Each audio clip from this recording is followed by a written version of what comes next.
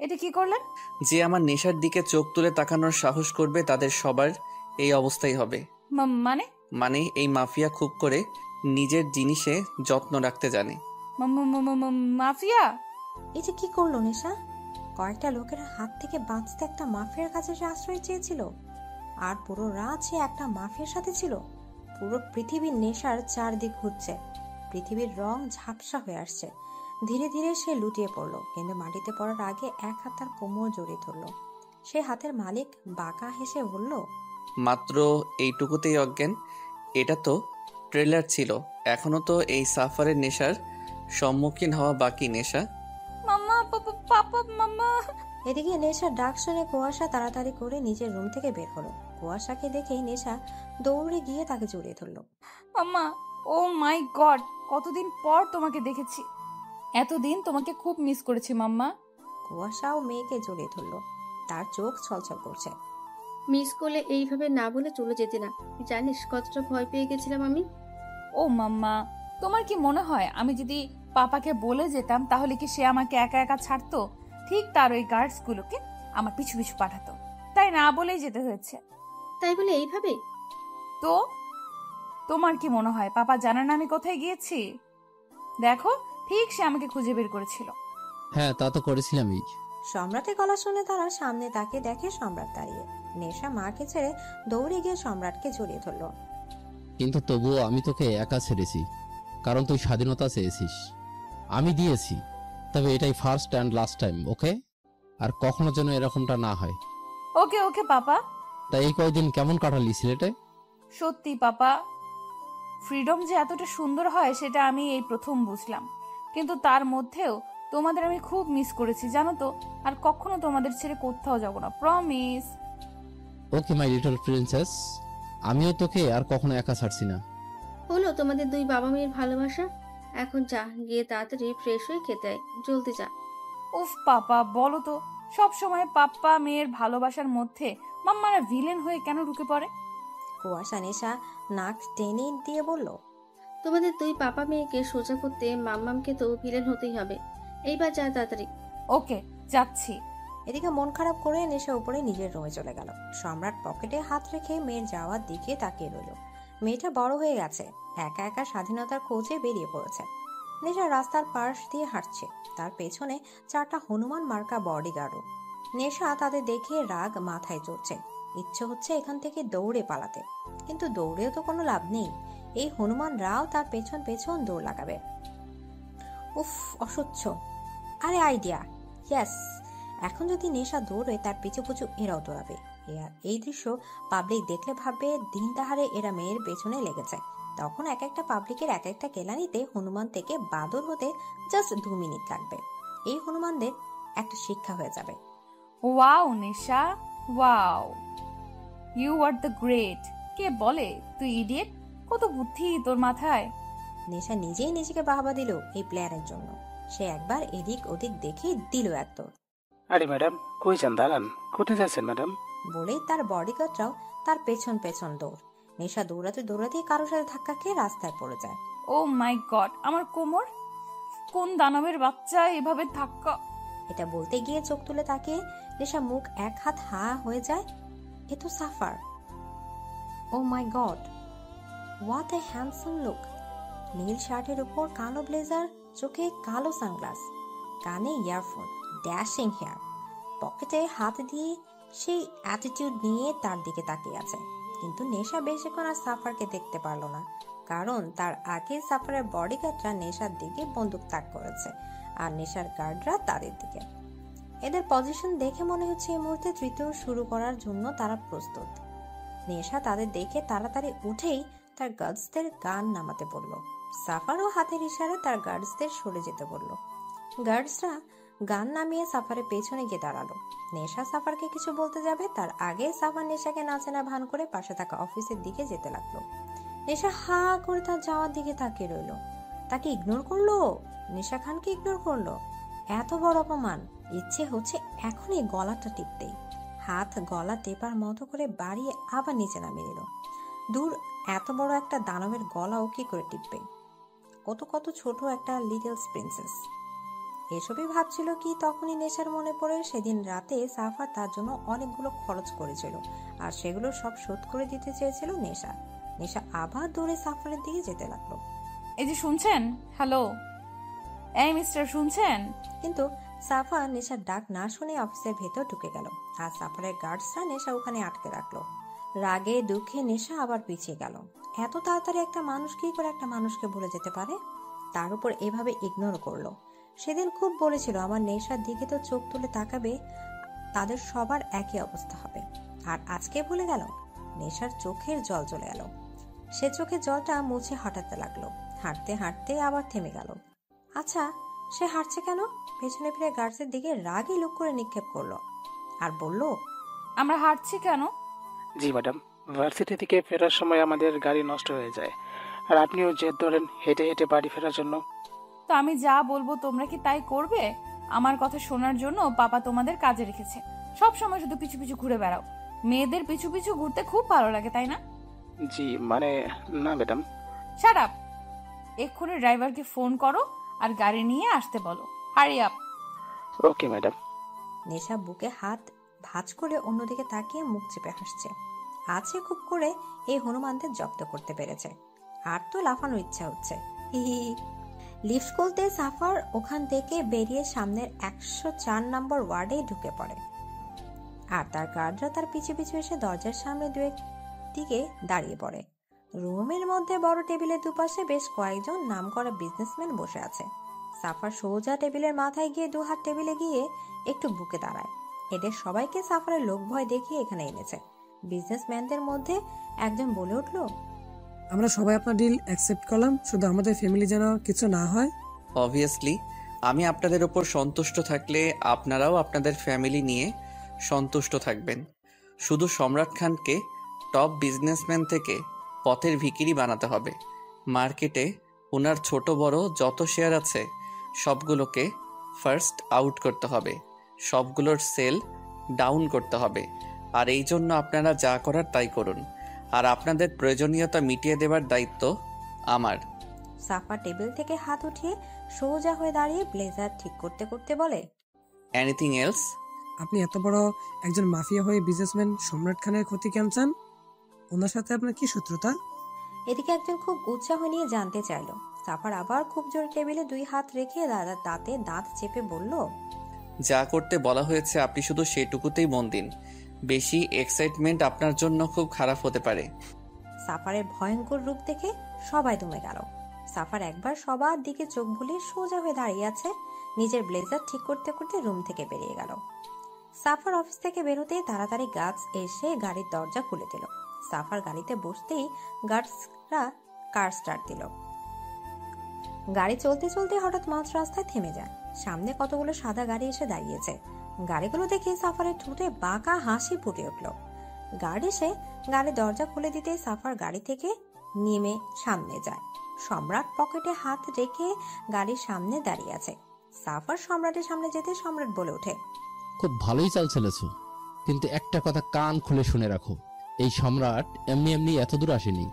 নিজের বিজনেস কিভাবে হাতে রাখতে হয় তা আমি খুব ভালো করেই জানি। ট্রাই করতেই পারেন, কিন্তু সাফার চৌধুরীর হাত থেকে আপনার মুক্তি নেই। তিলে তিলে শেষ করব আপনাকে। আমার বাবার খুনের প্রতিশোধ খুব নিখুঁতভাবেই নেব আমি। গম্বুজ ভুল করেছিল, আমি তার শাস্তি দিয়েছি শুধু। আর সেই শাস্তির পরিণামটা এখন আপনাকে ভুগতে হবে। ভুলে যেও না, আমিও একসময় কালো দুনিয়ার কিং ছিলাম। ওই কালো দুনিয়া থেকে বেরিয়ে এসেছি বলে যে সবকিছু ভুলে গেছি তেমনটা একদম ভেবো না। ছিলেন হয়তো আপনি কিং, কিন্তু এখন এই দুনিয়ার কিং আমি। আর এই কিং কি করে নিজের প্রতিশোধ নেয় সেটা এখন দেখবেন আপনি। Just wait and watch. বলেই সাফার 2 হাত দুলাতে দুলাতে ওখান থেকে চলে আসে। সম্রাট সাফার যাওয়া থেকে তাকিয়ে রইল। একসময় সে কুয়াশাকে কথা দিয়েছিল যে এই দুনিয়ায় সে আর ফিরবে না, কিন্তু তার অতীত তাকে আবার ওই দুনিয়ায় টেনে নিয়ে যাচ্ছে। কুয়াশা নেশা খাইয়ে দিচ্ছে আর নেশা বকবক করছে। জানো মাম্মা, আজ না ভার্সিটি থেকে ফেরার সময় ওই লোকটার সাথে দেখা হয়েছিল। কোন লোকটা? আরে বলেছিলাম না যে সেদিন রাতে আমাকে লিফট দিয়েছিল, উনি। তুই তো বলেছিলি ও একটা মাফিয়া। হ্যাঁ তাই তো। কিভাবে আমার সামনেই থাক ওই বাজে লোক দুটোর বুকে গুলি মেরে ফুটো করে দিয়েছিল। বেশ করেছে, কি রকম আমার দিকে বাজে নজরে তাকাচ্ছিল, পারলে আমার উপর উঠে যেত, ইচ্ছে করছিল ওখানে মাথায় গুলি মেরে খুলি উড়িয়ে দিই। তবে আমার কাজটা উনি করে দিয়েছিলেন, ভালোই হলো তাই না? মানুষ খুন করা ভালো কি করে হলো? আর দেখা হলো, কি বললেন উনি? ধুর, এটাই সমস্যা, কিছুই তো বললেন না উনি, ফুল ইগনোর করে চলে গেলেন। হয়তো মনে নেই তোর কথা। মনে নেই মানে? মনে থাকবে না কেন? এই আমি যদি 1 ঘন্টা একজনের সাথে থাকি, তবে তার কাছে আমি অমর বকবকানির নামে চিরস্মরণীয় হয়ে থাকি। আর সেখানে তো ওনার সাথে পুরো 1 রাত বকবক করেছি। তাহলে এত তাড়াতাড়ি উনি কি করে আমায় ভুললেন? আচ্ছা, ভুলেছে তো ভুলেছে, এতে কি বা আসে যায়? আসে যায়, অনেক কিছুই আসে যায়। মানে? মানে আমি কিছু জানি না, তবে ওনার ইগনোর কেন জানি আমি কিছুতেই মেনে নিতে পারছি না। কথাটা শোনার সাথে সাথে কুয়াশার বুক ধক করে ওঠে। কি বলছে নেশা? তাহলে নেশা শেষে একজন মাফিয়ার? আর কিছু ভাবার আগে কোথা থেকে সম্রাট এসে ডাইনিং টেবিলে নেশার পাশে এসে বসে। কি কথা হচ্ছিল শুনি? কিছু না বাবা, তুমি এতক্ষণ কোথায় ছিলে? এই তো এখানেই। সো মিসেস খান, শুধু কি মেয়েকেই খাওয়াবেন নাকি আমাকে একটু ভাগ দেবে? কেন হবে না, এই তো দিচ্ছি। বলে সম্রাটের জন্য খাবার খুলতে যাবে, তখনই সম্রাট বলে ওঠে, আরে এ কি করছো? আমি নিজে খাচ্ছি না, আমাকেও খাইয়ে দাও। কি, আপনি কি ছোট বাচ্চা যে আপনাকে খাইয়ে দিতে হবে? বাড়ির ছোট বাচ্চা নই তো কি হয়েছে, তোমার স্বামী তো। মেয়ের সামনে কি শুরু করলেন বলুন তো? ওমা, প্রিন্সেস আছে তো কি হয়েছে? এত আবার ফুর্তি তোমার ভালোবাসা? নেশা খিটখিটে হাসতে লাগলো। আপনি চুপ করবেন? Okay little princess, close your eyes. তোমার মাম্মাস লজ্জা পাচ্ছে। ওকে। নেশা জলদি নিজের চোখ কটকট করে বন্ধ করে নিল। এবার তো কোনো প্রবলেম নেই, এবার দাও তো, খুব খিদে পেয়েছে। উফ, এরা বাবা মেয়ে 2 এক। কুয়াশা 1 ঘন্টা রাগ নিয়ে সম্রাটকে খাইয়ে দিল, আর সম্রাট কুয়াশার রাগে লুক দেখে একটু হেসে চোখ টিপ দিল। এদিকে নেশা রেস্টুরেন্টে বন্ধুদের সাথে বসে আছে, আর তার গার্ডসরা কিছু দূরে দাঁড়িয়ে আছে। তারা টুকটাক কথা বলছে আর লাঞ্চ করছে।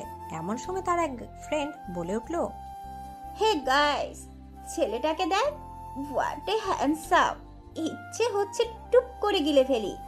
তার কথা শুনে নেশা পেছনে তাকালো। ও মাই, যে সাফার! সাফার তার গার্ডদের নিয়ে রেস্টুরেন্টে ঢুকছে। ও রেস্টুরেন্টে কি করছে? মাফিয়া মানুষ কি এখন তাদের সাথে একই রেস্টুরেন্টে বসে লাঞ্চ করবে নাকি?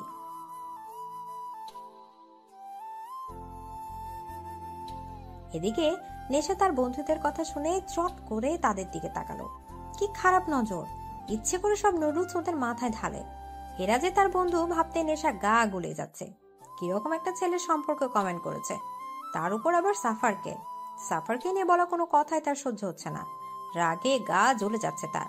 সাফার রেস্টুরেন্টের ভেতর ঢুকে নেশার সামনে সিটে গিয়ে দাঁড়ায়, আর তার গার্ডরা সেই সিটে বসে থাকা একটা লোকের দিকে বন্দুক তাক করে। সাফারকে ওখানে দাঁড়াতে দেখে সিটে বসে থাকা একজন লোক ভয় ভয়ে উঠে দাঁড়ায়। সাফার সবকিছু সহ্য করতে পারলেও ধোঁকা সহ্য করে না।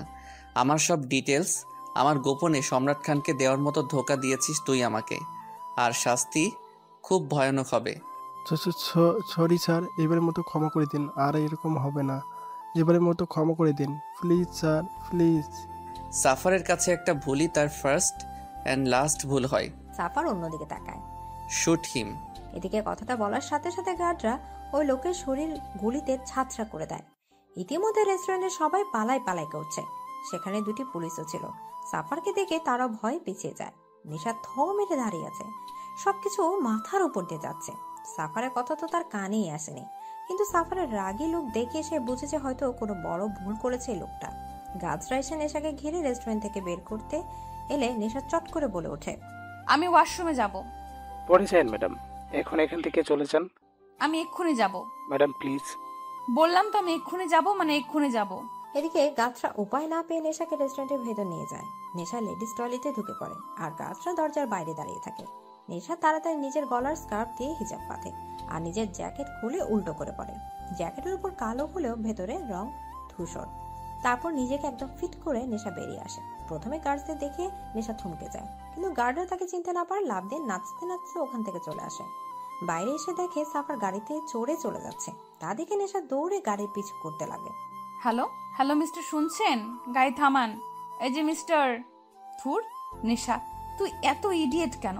পুরো 1 রাত ওনার সাথে জার্নি করলি, অথচ এখন পর্যন্ত ওনার নামটা পর্যন্ত জানিস না। উফ। হ্যালো, গাড়ি থামান। হ্যালো ব্ল্যাক কার। কিন্তু কে শুনে কার কথা? গাড়ি তার মন মতো চলছে আর নেশা তার পিছু পিছু দৌড়াচ্ছে। দৌড়াতে দৌড়াতে নেশার স্কার্ফ খুলে যায়। দুপুরে কড়া রোদ তার মাথায় এসে পড়েছে। হাঁপিয়ে উঠে নেশা তার এক সময় থেমে যায়। হাঁটুতে হাত দিয়ে জোরে জোরে নিঃশ্বাস নিতে লাগে। সাফার জানালায় হাত রাখতে গিয়ে সামনে জানালায় থাকা আয়নার দিকে পেছনে নেশা হাঁফাচ্ছে। সাফার তাড়াতাড়ি গাড়ি থামায়। গাড়ি থামতেই সাফার গাড়ি থেকে নেমে পড়ে। সাফারকে গাড়ি থেকে নামতে দেখে নেশার ঠোঁটের কোণে হাসির লেখা ফুটে ওঠে, কিন্তু বেশিক্ষণ নিজেকে ধরে রাখতে পারে না। এর আগে কখনোই সে এতটা দৌড়ায়নি। তার উপর এই কড়া রোদ আর সহ্য হলো না। মাথা ঘুরে ওখানেই পড়ে গেল। যখন জ্ঞান ফিরল তখন নেশা নিজেকে বেডের ওপর আবিষ্কার করে। ভালো করে চারদিক তাকিয়ে দেখে ও একটা বিশাল বড় বেডরুমে শুয়ে আছে। আর তার বেডের পাশে একটু দূরে থাই গ্লাস ভেদ করে একজন রাতের শহর দেখতে ব্যস্ত। নেশা মাথায় হাত দিয়ে উঠে বসে। ও কোথায়? এটা কি করে এলো এখানে? এটা তো ওর রুম নয়। তাহলে এটা কার রুম? কোথায় ও? পরক্ষণে তার মনে পড়ে সে সাফারের গাড়ির পিছু করেছিল। তারপরে আর কিছু মনে নেই। নেশা পাশে দাঁড়িয়ে থাকা লোকটাকে পেছন থেকে ভালো করে দেখে বুঝতে পারে ওটা সাফার। সাফার এখানে কি করছে? নেশা তাড়াতাড়ি উঠে সাফারের কাছে যায়। আমি এখানে কি করে এলাম আর আপনি এখানে কি করছেন? নেশার গলা শুনে সাফার তার দিকে ঘুরে তাকায়। আমার বাড়ি, আমার রুম, আমি থাকবো না তো আর কে থাকবে? এটা আপনার বাড়ি? ও মাই গড, রাত হয়ে গেছে আর আমি এখানে। এতক্ষণে বাড়িতে নিশ্চয়ই মাম্মা পাপার টেনশন করছে আমার জন্য, কিন্তু আমি এখানে এলাম কি করে? নিশ্চয়ই উড়ে আসনি। আপনি এনেছেন? কেন, অন্য কারোর আনার কথা ছিল? আর ওইভাবে পাগলের মতো আমার গাড়ির পেছনে দৌড়াচ্ছিলে কেন? আরে সেদিন রাতে তো আপনি আমার জন্য অনেক খরচ করেছিলেন, সেগুলোর ঋণ তো শোধ করা বাকি ছিল, সেজন্যই তো। আচ্ছা, তুমি আমার ঋণ শোধ করতে চাও? তাড়াতাড়ি বলে দিন আমার কত হয়েছে, আমি শোধ করে দেই। আমায় আবার বাড়িও ফিরতে হবে। সাফার বাঁকা হেসে নেশার দিকে এগিয়ে গিয়ে বলে, তোমার যা ঋণ হয়েছে সেটা শোধ করার সাধ্য তোমার নেই। অনেক বড় ঋণ, সেটা চুকাতে চুকাতে সারা জীবন লেগে যাবে তোমার। মানে কি? শুধু কিছু খাবারে তো খেয়েছিলাম। সত্যি তুমি ইডিয়েট। বলে চলে যাচ্ছিল তখনই নেশা বলে, আমি বাড়ি যাব।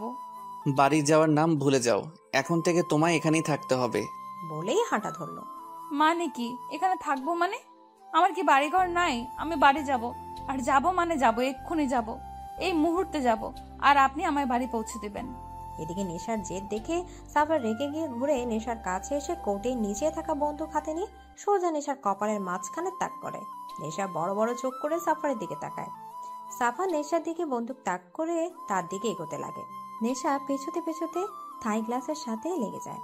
সাফার নেশার একদম কাছে গিয়ে বন্দুক কপাল থেকে সাইড করে নিচে নামাতে নামাতে বলে, বেশি কথা বলা আমি একদম পছন্দ করি না। আমি যখন বলেছি তুমি এখানে থাকবে মানে এখানে থাকবে। Got it? যদি পালানোর চেষ্টাও করেছো তো এর ফল অনেক খারাপ হবে তোমার জন্য। নেশা চট করে তার গালে ধরে থাকা বন্দুক ধরে ফেলে। সাফারের হাত থেকে বন্দুক নিয়ে পাশে গিয়ে সাফারের দিকে বন্দুক তাক করে বলে, অতটা ইডিয়েট ভাববেন না আমাকে। নিজের প্রোটেকশন নিজে করতে পারি। যার আগে পিছে 4টা হনুমান ইয়া বড় বড় গান নিয়ে ঘুরে বেড়ায়, তাকে আপনি এই ছোট্ট খেলনা দিয়ে কি ভয় দেখাবেন? এদিকে বলেই নেশা হাতে থাকা বন্দুক দিয়ে শুট করলো। না না, সাফারকে নয়, পাশের থাই গ্লাসে। গ্লাস আঘাত পেয়ে ঝনঝন করে ভেঙে পড়তে লাগলো। সাফার খুব স্বাভাবিকভাবে এই দৃশ্য দেখছে, যেন সেটাই আশা করেছিল। এখান থেকে পালানো আমার জাস্ট 2 মিনিটের ব্যাপার। এদিকে সাফার পকেটে হাত রেখে নেশার দিকে এগোতে লাগলো। সাফারকে এগোতে দেখে নেশা তার দিকে গান তাক করে আমতা আমতা করে পেছনে যেতে লাগলো। আপনি এইভাবে এগোচ্ছেন কেন? দেখুন আমি কিন্তু আপনাকে ভয় পাই না, তাই এইভাবে এগোনো বন্ধ করুন।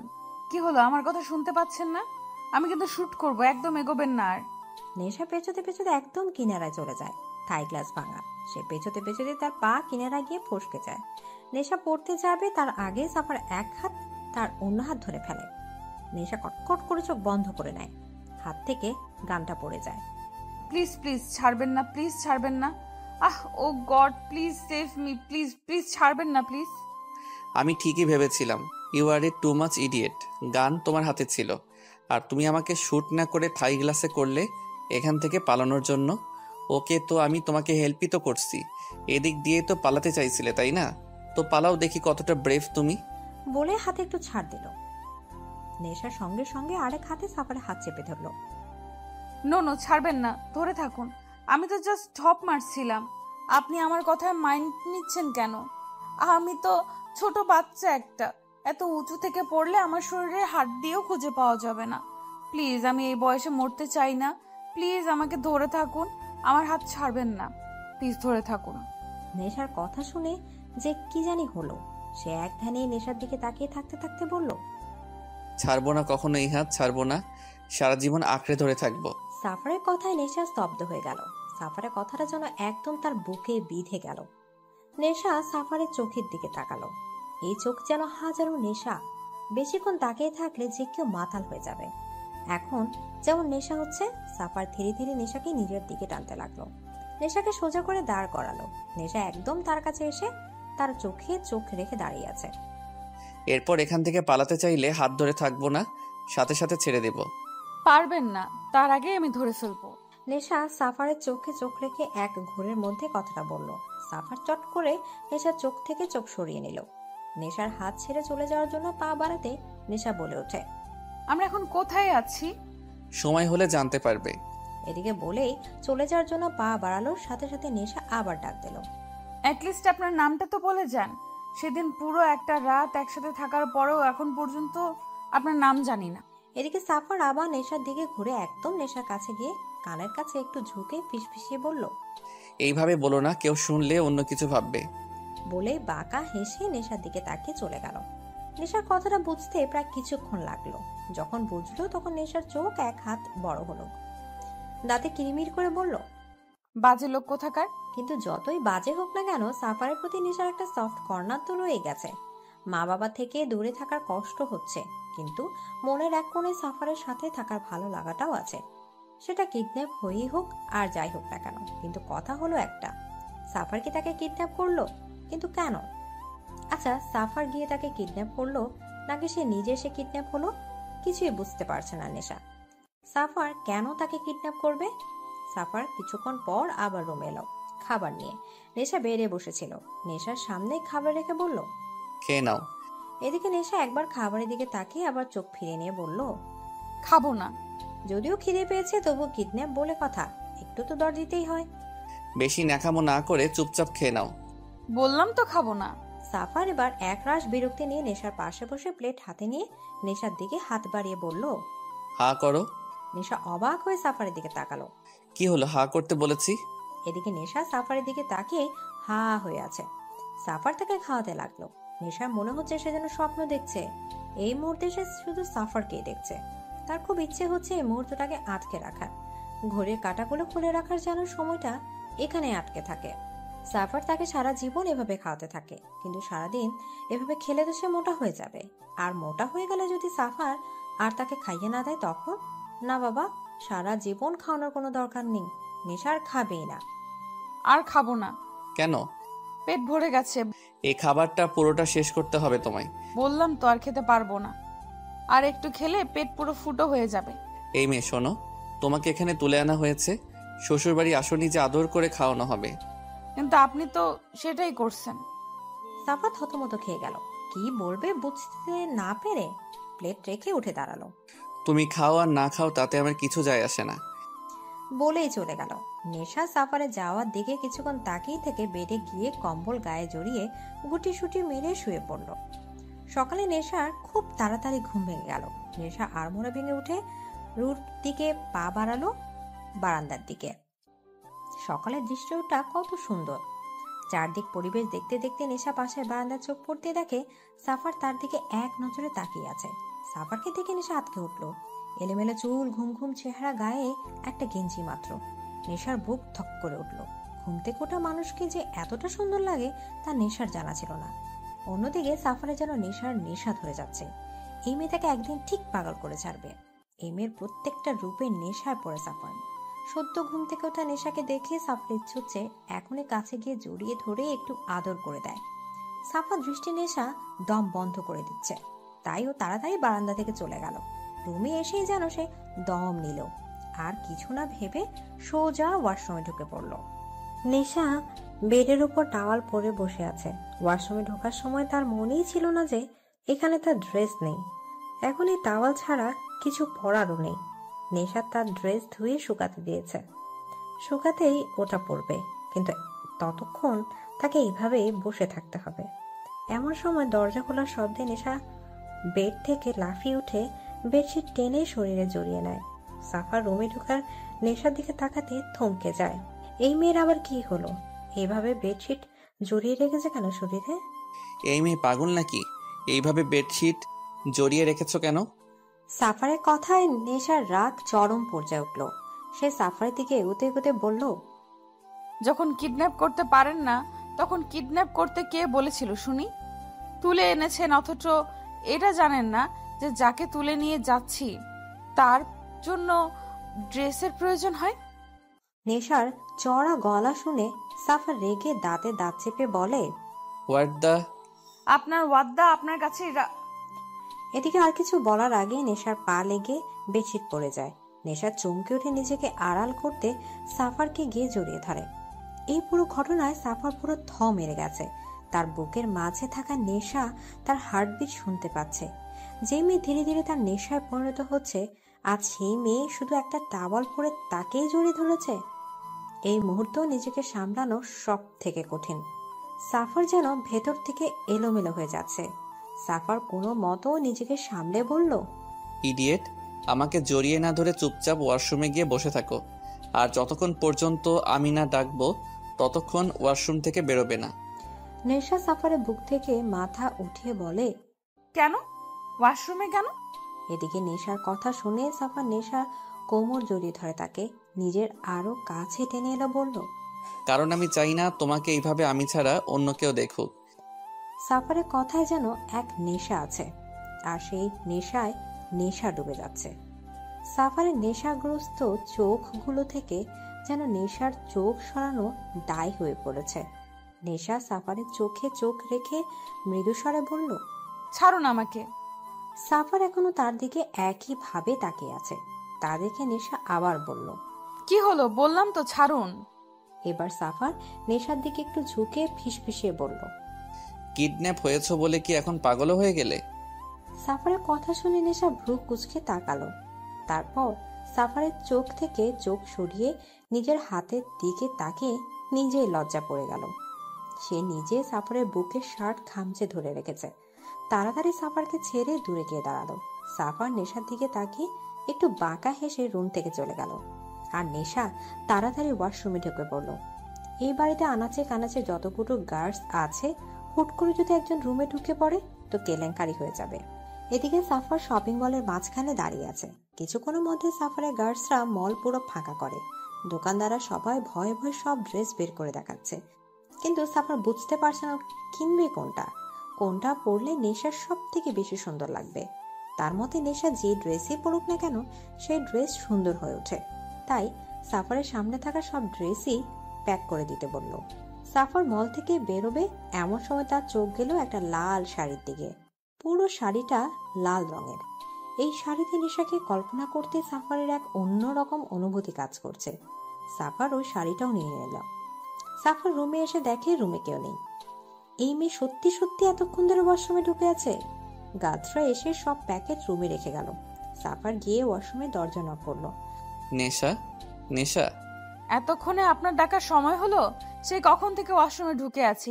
আমার কি খিদে টিতে পায় না নাকি? ইডিয়েট, কথা না বলে বেরিয়ে এসো। আমি অতটাও ইডিয়েট নই যে এই অবস্থায় বেরিয়ে পড়ব। রুমে আমার ড্রেস শুকোতে দেওয়া আছে, সেটা আমাকে এনে দিন। What the? আমাকে কি তোমার সার্ভেন্ট বলে মনে হয়? জি না, একজন কিডন্যাপার, যে কি ভালো মতো কিডন্যাপও করতে পারে না। Shut up. No, shut up. আপনি রুম থেকে বেরোন, আমি আমার ড্রেস নেব। তুমি আমার রুম থেকে আমাকে বেরোতে বলছো? আপনি আমাকে ইডিয়েট বলেন, এখন তো দেখছি আপনি নিজেই একটা ইডিয়েট। এটা আপনার নয়, আমার রুম, ওকে? ইডিয়েট, এই পুরো বাড়ি আমার। বাড়িতে থাকা প্রত্যেকটা রুম আমার, আর রুমের মধ্যে থাকা প্রত্যেকটা জিনিস আমার। আর ওই ওয়াশরুমের ভেতরে থাকা তুমিও। বলতে গিয়েও থেমে গেল সাফার। তারপর কিছু একটা ভেবে বলল, আমি বেরিয়ে যাচ্ছি, তাড়াতাড়ি চেঞ্জ করে খেয়ে নিও। বলেই সাফার রুম থেকে বেরিয়ে গেল। আর নেশার সাথে সাথে ওয়াশরুম থেকে বেরিয়ে এলো। বেডের উপর চোখ পড়তে তার চোখ প্রায় চড়ক গাছ। পুরো বেডে কতগুলো ব্যাগ দিয়ে ভর্তি। নেশা গিয়ে ব্যাগ খুলে দেখে প্রত্যেকটা ব্যাগে বিভিন্ন ধরনের ড্রেস আর তার প্রয়োজনীয় অনেক জিনিসই আছে। দেখে মনে হচ্ছে এই জিনিসগুলোকে কিডন্যাপ করে এনেছে, কিন্তু নেশা বুঝতে পারছে না। আসলে কি সে কিডন্যাপ হয়েছে? কিডন্যাপ হলে কি মানুষের এত আরামে রাখা হয়? তার জন্য পুরো দোকান কিনে ফেলেছে মনে হয়। আচ্ছা, সাফার এসব কেন করছে? কেন তাকে এখানে এভাবে আটকে রেখেছে? আর তার জন্য এসবই বা কেন করছে? তাহলে কি সাফারও তাকে... ধুর, এসব কি ভাবছে নেশা? পাগল হয়ে গেল না তো? সাফারের মতো একটা মাফিয়া তার মতো ইডিয়েটকে কেন? উফ, আর ভাবতে ভালো লাগছে না। পাগল হয়ে যাবে নেশা। নেশা তাড়াতাড়ি একটা গাউন নিয়ে চেঞ্জিং রুমে চলে গেল। রাস্তায় সাফারের গাড়ির একদম সামনে সম্রাটের গাড়ি দাঁড় করানো। সাফার আর সম্রাট দুজনে মুখোমুখি। সম্রাট আজ চুপসে গেছে। মেয়ের চিন্তা থেকে তাকে কুড়ে কুড়ে খাচ্ছে। কথায় আছে কি করছে কিচ্ছু জানে না। অন্য কোনো দিন সম্রাট মাত্র কয়েক ঘন্টা নেশার লোকেশন বের করে ফেলত, কিন্তু এবার তারও কোনো চিহ্ন নেই। আজ খুব অসহায় লাগছে নিজেকে তার। তার মধ্যে সাফার তার চারদিকে ঘিরে আছে, যেন কোনো সময় সে কিছু করে ফেলতে পারে। সাফারকে সে খুব ভালো করেই চেনে। একবার যখন বলেছে সে তাকে ধ্বংস করবে, তো এর শেষ পর্যন্ত সাফার হাল ছাড়বে না। আর তার নেটওয়ার্কও অনেক বড়। সম্রাট দুদিকেই ফেসে গেছে। একদিকে মেয়ের শোক, অন্যদিকে সাফারের হুমকি তাকে দুমড়ে মুচড়ে দিচ্ছে। কিন্তু অত সহজে সে ভেঙে পড়বে না। তার এখন প্রয়োজন সবকিছু ছেড়ে তার মেয়েকে খোঁজা। শত্রু তো আর কম নেই, সবাই ওত পেতে রয়েছে। মেয়ের নিখোঁজটা বুঝি খুব বেশি ভাবাচ্ছে আপনাকে?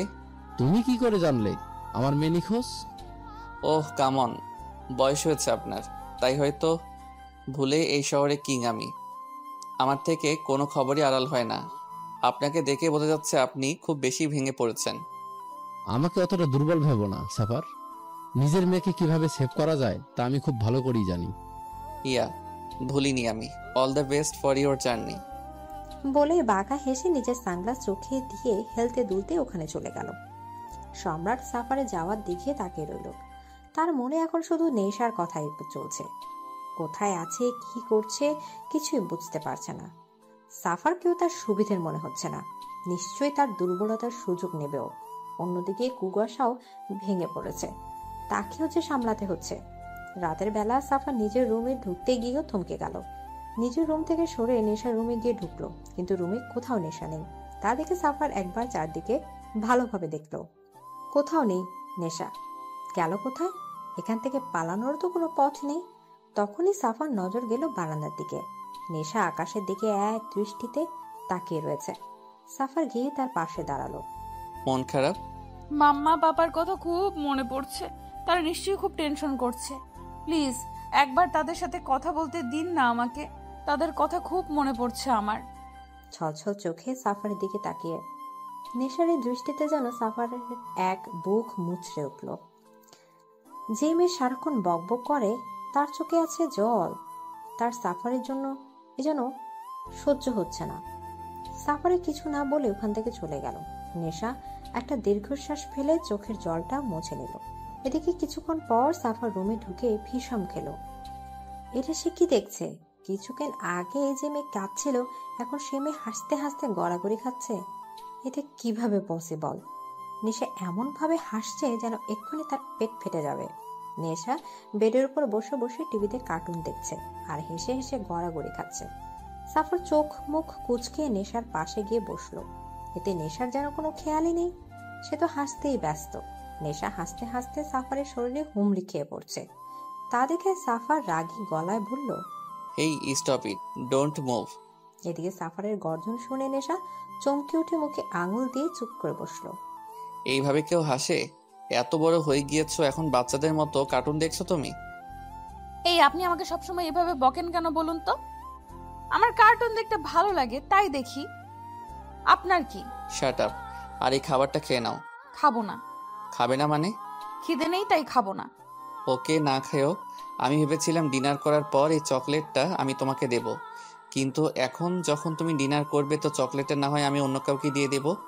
বলেই উঠতে যাবে, তার আগেই নেশা সাফারের হাত চেপে ধরে। এত রাগ করছেন কেন? খাচ্ছি তো, এমনিও আমার খুব খিদে পেয়েছে। ওহ গুড গার্ল। বলে নেশাকে খাইয়ে দিতে লাগলো। খাওয়া শেষে নেশা চকলেট খাচ্ছে আর বকবক করছে, আর সাফার নেশার দিকে তাকিয়ে মুগ্ধ হয়ে তার বকবক শুনছে। আচ্ছা, আপনি আমাকে কিডন্যাপ করেছেন, কিন্তু আমি কিডন্যাপের কোনো ফর্মুলাই দেখতে পাচ্ছি না। কাউকে কিডন্যাপ করলে তাকে চেয়ারে দড়ি দিয়ে বেঁধে রাখি, কিন্তু এখানে তো আমি কত আরামে আছি, কোনো কিডন্যাপ ভাবই নেই। কেন, তুমি কি সত্যিকারে কিডন্যাপ হতে চাও নাকি? আসলে কি বলুন তো, কিডন্যাপ তো তাদেরই করে যারা স্পেশাল হয়, আর এখন আমিও কিডন্যাপ হয়েছি, মানে আমিও স্পেশাল। নিজেকে স্পেশাল মনে করার ফিলিংস কি স্ট্রং, তাই না? তুমি কি কোনো কথাই সিরিয়াসলি নিতে পারো না? নেই তো, আমার স্বপ্নটাকে আমি অনেক সিরিয়াস ভাবে নেই। তোমার স্বপ্ন? তা কি স্বপ্ন তোমার? আমার স্বপ্ন কোনো একদিন এক রাজকুমার বাইকে চেপে এসে আমাকে নিয়ে যাবে। বাইকে চেপে? কিন্তু আমি যতদূর জানি রাজকুমার সবসময় ঘোড়ায় চেপে আসে। ওহো, ওটা সবার স্বপ্ন হয়। আমার স্বপ্ন আমার রাজকুমার বাইকে চেপে আসবে। এসব বড় বড় গাড়ি, গার্ড, রেপুটেশন এসবের মধ্যে না। আমি দেবে গেছি, আমি চাই খোলা আকাশে উঠতে, বাইকে বসে পুরো দুনিয়া উপভোগ করতে। নেশার কথা শুনে সাফার এক দৃষ্টি তার দিকে তাকিয়ে রইল। কতটা ইনোসেন্ট একটা, কিরকম একটা মোহ ফেলে দিচ্ছে তাকে। নেশা নামক মোহটা এখন সব সময় সাফারের চারদিকে জড়িয়ে রয়েছে। এমএ নেশা গেছে সাফারের, সত্যি খুব কঠিন জিনিস। না চেয়ে ওই নেশার মাতাল হতে ইচ্ছে করে। নেশা সাফারকে এভাবে তাকিয়ে দেখে ভ্রু নাচিয়ে বলল, কি হলো, কি কি দেখছেন এইভাবে? সাফার কিছু না বলে এক হাত নেশার গালে রেখে বুড়ো আঙুল দিয়ে ঠোঁটের কোণে লেগে থাকে চকলেট মুছে দিল। নেশা সাফারে এমন স্পর্শে কেঁপে উঠল। সাফারের চোখের নেশা তাকে ঘায়েল করছে, সে নেশায় ডুবে যেতে চাইছে। হঠাৎ করে সাফার নেশাকে কোলে তুলে নিল। নেশা অবাক হয়ে সাফার গলা জড়িয়ে ধরল। সাফার নেশাকে বেডে ভালো করে শুইয়ে দিয়ে গায়ে কম্বল জড়িয়ে দিয়ে মাথার হাত বুলাতে বুলাতে বলল, ঘুমিয়ে পড়ো। কিন্তু নেশা এইভাবে সাফারের দিকে তাকিয়ে রইল। তা দেখে সাফার নেশার কপালে এক চুমু এঁকে দিল। এতে লজ্জায় নেশা চোখ বুজে ফেলল। সাফার বাঁকা হেসে সেখান থেকে চলে গেল। নেশা সে সকাল থেকে চেঁচাচ্ছে তার ওয়াশরুমে পানি নেই বলে, কিন্তু কেউ তার কথা কানে নিচ্ছে না। সাফারও না জানে কি করছে, যে সকাল থেকে এখনো নেশা রুমেই আসেনি। নেশা এবার একটু রাগ করে রুমের বাইরে গেল। দরজা দুদিকে দুটো গার্ড দণ্ডায়মান। তাদের দেখে নেশা চেঁচিয়ে বলতে লাগলো, আপনার মালিকের কি কালো টাকার অভাব পড়েছে যে এখন কলের মধ্যে ঘরা রাখা দিয়েছে? কেন ম্যাডাম, কি হয়েছে? কি হয়েছে মানে? এতক্ষণ ধরে চেঁচাচ্ছি, শুনতে পাচ্ছেন না? Sorry madam, room sound proof. What? তাহলে এতক্ষণ ধরে যে আমি চেঁচালাম তা শুধু শুধুই ছিল? খামোখা মাথা ব্যথা ধরালাম? ধুর, এত কথা বাদ সাত। এখন দেখুন আমার কলে পানি আসছে না কেন। ওকে ম্যাডাম, আমি দেখছি। একটা গার্ড চলে গেল।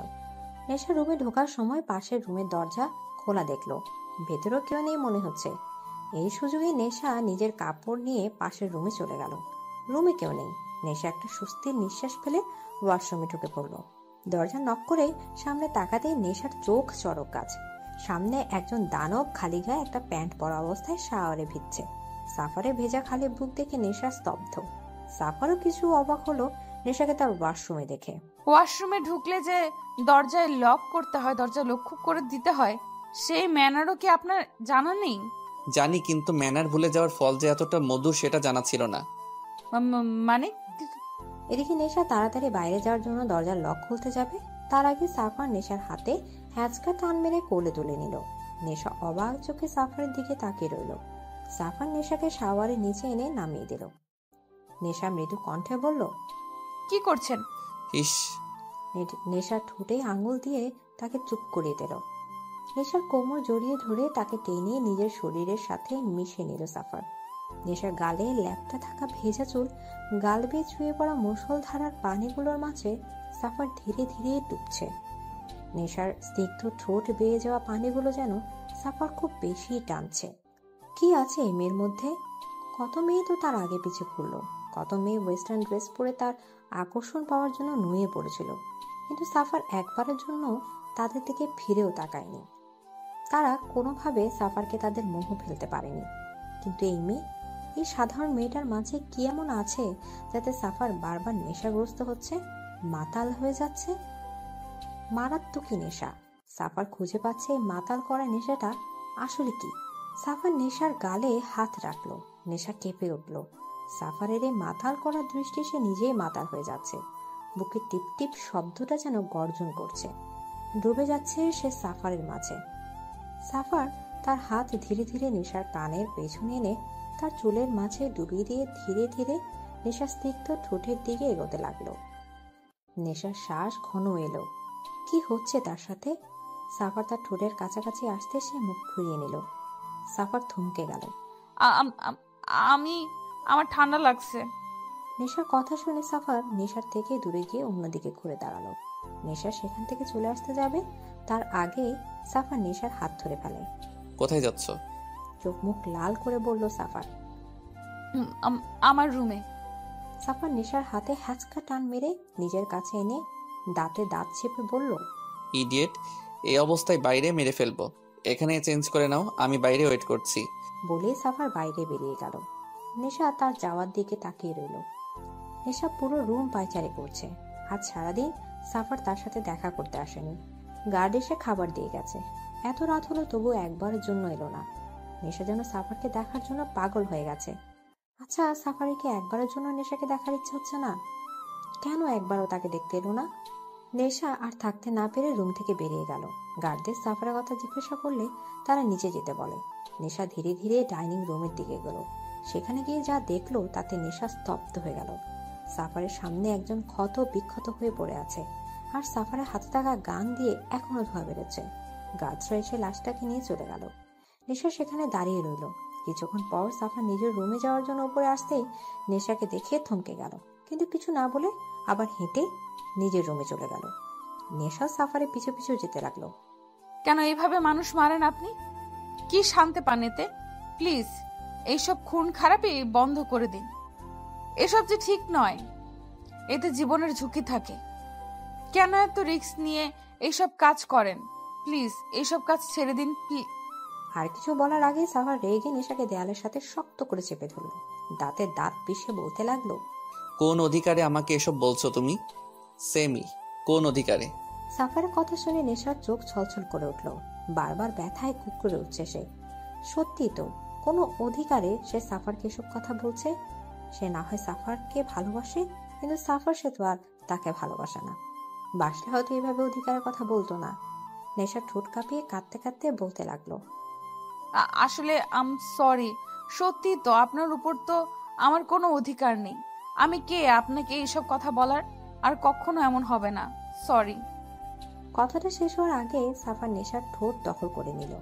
নেশার ঠোঁটের উপর যেন সব রাগ ছাড়তে লাগলো। নেশা ব্যথায় কুকড়ে গেল। সাফারকে নিজের থেকে সরানোর চেষ্টায় বারবার বিফল হচ্ছে। ধীরে ধীরে সাফার রাগ কমিয়ে ভালোবাসার সাথে নেশাতে ডুবতে লাগলো। ভালোবাসার চাদরে জড়িয়ে নিতে লাগলো নেশাকে। নেশাও যেন সাফার ভালোবাসার কাছে হেরে যাচ্ছে, ডুবে যাচ্ছে তার মাঝে। নেশা দু হাতে সাফারের বুকের শার্ট খামচে ধরল। সাফার নেশার ঠোঁট ছেড়ে গলায় নেমে এলো। ভালোবাসার স্পর্শে ভরে দিতে লাগলো নেশাকে। হঠাৎই নেশা সাফারকে ধাক্কা মেরে সরিয়ে দিল। আকর্ষক ঘটনায় সাফার দুকদম পিছিয়ে নিজেকে সামলে নিয়ে নেশার দিকে অগ্নি দৃষ্টি নিক্ষেপ করলো। নেশা কাঁদতে কাঁদতে নিজের রুমে চলে গেল। আলমারি থেকে ব্যাগ বের করে কাপড় প্যাক করতে লাগলো। সে আর এক মুহূর্ত এখানে থাকবে না। সে ভেবেছিল সাফার হয়তো তাকে ভালোবাসে, আর সেই জন্য সে তাকে এখানে আটকে রেখেছে।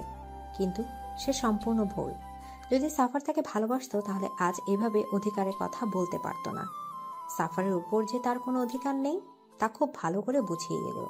সে একটা আশা নিয়ে এখানে ছিল যে হয়তো সাফার তাকে ভালোবাসে, কিন্তু আজ সেটাও প্রমাণ হয়ে গেল সাফার তাকে ভালোবাসে না। তাহলে সে এখানে কিসের জন্য থাকবে? এক মুহূর্ত সে এখানে থাকবে না, এখনই চলে যাবে। কিন্তু ও ব্যাগ গোছাচ্ছে কেন? ও কি শ্বশুর বাড়ি থেকে বাবের বাড়ি চলে যাচ্ছে যে ও ব্যাগ গোছানো শুরু করেছে? সে তো কিডন্যাপ হয়েছে, আর এখন সে এখান থেকে চলে যাচ্ছে। তা ব্যাগ গুছিয়ে কি করবে ও? ধুর, ব্যাগ বেডের উপর ছুঁড়ে ফেলে রুম থেকে বেরোনোর জন্য দরজা খুলতে যাবে। তার আগে সাফার রুমে এসে দরজা লাগিয়ে দিল, আর নেশাকে দরজার সাথেই শক্ত করে চেপে ধরল। কোথায় যাচ্ছ? দাঁতে দাঁত চেপে বলল সাফার। নেশা মুখ ঘুরিয়ে শক্ত মুখে বলল, আমি বাড়ি যাব।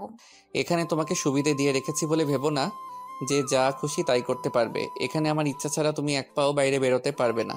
আমি শুনতে চাই না। আমি বাড়ি যাব মানে যাব। আমি এখন এখানে থাকবো না। বললাম তো তুমি যেতে পারবে না, আমি যেতে দেব না। কেন কেন আমাকে আটকে রেখেছেন? বলবেন প্লিজ। আমি জানতে চাই আমাকে এখানে কেন আটকে রাখা হয়েছে। কি করেছি আমি? কেন আমি এখানে বন্দি হয়ে আছি?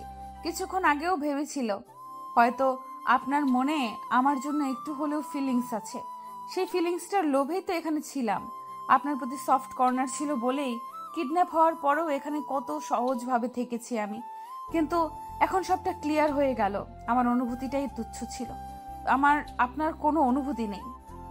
আমি খামোখা এত দূর ভেবেছিলাম আপনার ওপর আমার কোনো অধিকার নেই, তাই এখানে থাকারও কোনো মানে হয় না। এখন যদি মেরেও ফেলেন তাও আমি এখানে থাকবো না। আমি বাড়ি যাব, আর এক্ষুনি যাব। এদিকে নেশা কথা বলেই যাচ্ছে আর সাফার এক দৃষ্টিতে নেশার দিকে তাকিয়ে আছে। নেশার কথাগুলো সাফারের বুকের বাঁ পাশে গিয়ে বিঁধেছে। সাফার কিছু না বলে নেশাকে তার বুকে জড়িয়ে নিল। নেশা স্তব্ধ হয়ে গেল। ইডিয়েট, এতদিনে এটাও বোঝোনি how much I love you. ভালোবাসি তোমাকে, বোঝো না তুমি? তোমার এত কাছে এসে তোমাকে বুঝিয়ে দিলাম আমার উপর তোমার অধিকার কি, তাও বুঝলে না ইডিয়েট। ভালোবাসি নেশা, খুব ভালোবাসি তোমাকে। সাফারের কথাগুলো নেশার নাক টেনে কাঁদতে লাগলো।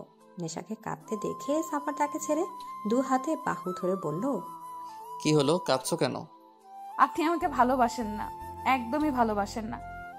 বললাম তো ভালোবাসি। ভালোবাসলে আমাকে সবসময় এইভাবে ইডিয়েট বলতেন না। ইডিয়েটদের কেউ ভালোবাসে না, আপনিও ভালোবাসবেন না। বলেই হাত দিয়ে নাক ঘষল নেশা।